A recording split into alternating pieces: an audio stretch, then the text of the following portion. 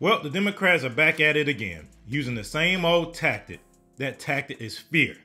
Jim Jordan is running for Speaker of the House, and they're going to have a vote sometime today being Tuesday, October 17th, 2023. Well, leave it up to Ilhan Omar to tweet that Jim Jordan is a terrorist. Obviously, she has no self-awareness given everything that's going on in Israel and what's going on with Hamas and her history of making anti-Semitic comments. But she wasn't the only one.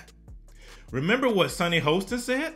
Say about Jim Jordan, he has been called by his own party, by John Boehner, a political terrorist. He's also been linked to the Ohio State sexual abuse scandal. I testified in front of Congress about something so simple, cameras in courtrooms.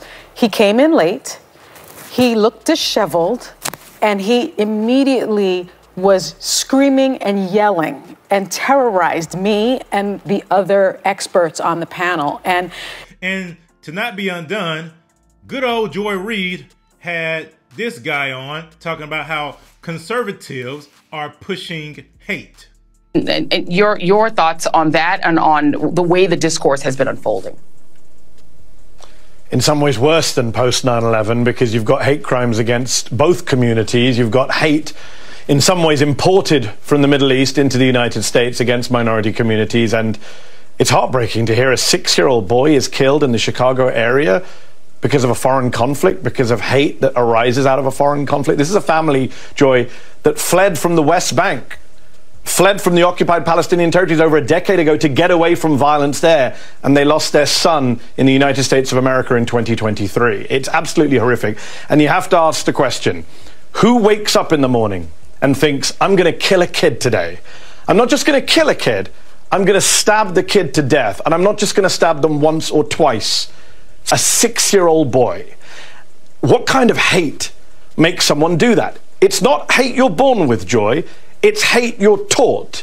And I do not believe it was a coincidence that NBC News is reporting tonight that this alleged killer was an avid listener of conservative talk radio. We have heard some vicious and vile anti-Palestinian rhetoric in recent days from people like Tom Cotton, a Republican senator, saying, as far as he's concerned, Israel can bounce rubble in Gaza. Lindsey Graham saying Israel should level Gaza. Ron DeSantis saying everyone in Gaza is an anti-Semite and shouldn't be allowed into America as refugees.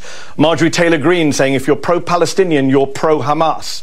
That is the kind of dehumanizing rhetoric. Some would say genocidal. What does it mean to flatten, level an area where 2 million people live? That is the kind of rhetoric that in many cases prompts people to acts of terror. Rhetoric leads to hate.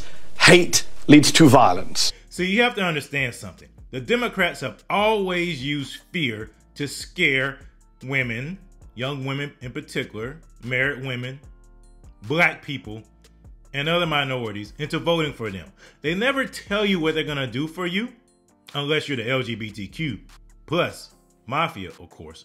But for other people, they don't tell you what they're going to do for you, how they're going to represent you accurately in government. They tell you that the Republicans are the devil. They tell you that the Republicans are going to take your rights. They're going to not allow you to kill your child. They're not going to allow you to marry who you want to marry, to love who you want to marry. They're going to throw grandma off the cliff. All kind of things that the Democrats use. They're going to put you back in chains. All kind of things that the Democrats use to scare single women, married women, and black people in particular to stand with the Democratic Party. But I don't think it's going to work anymore, especially when it comes to black folks. Black folks are starting to wise up to understand that what's happening at the border, what they're doing by bringing all of these migrants in, is really affecting the black community more than anybody else, and that they're replacing the black vote with these migrants they're busing in from Venezuela and other places, that they're trying to push for their right to become citizens so they can replace black people, so they can stop pandering to black people and start pandering to them and start using them for cheap labor. Black folks are waking up to that, because that is the truth. All the Democrats do is use fear tactics. They want to scare you to thinking that Jim Jordan's a terrorist, that all the Republicans are terrorists, that they're going to take you back to the 40s and 50s, that they're going to strip away all your quote-unquote rights that you say you have. They want to keep you a perpetual victim. They see you as victims. You have to understand something. Democrats see the non-elite folks as pawns in their game to retain and gain power. That's it. That's why they don't do stuff for you. They don't want to do anything for you. They just want your vote. And so they'll use fear to scare you to say, don't look at me. I haven't done anything for you, but that guy, oh man, he hates you. He's a racist. Oh man, he's a xenophobic. He's homophobic. He's Islamophobic. Oh, he hates you. Don't look at me. Don't look at me that I haven't done anything for you ever since you started voting for me back in the 1930s when I gave you promises in the New Deal, when I gave you promises in the Great Society, when FDR said things, when LBJ said things. Don't look at us. Don't look at the Democrats. No. Don't look at us, the party of slavery. Don't look at us, the party of Woodrow Wilson, progressivism, the one that played Birth of a Nation in the White House. Don't look at us. No. Look at them. They're evil. They're racist. The Southern strategy. They're MAGA. They're MAGA extremists. Don't buy into that. It's a lie.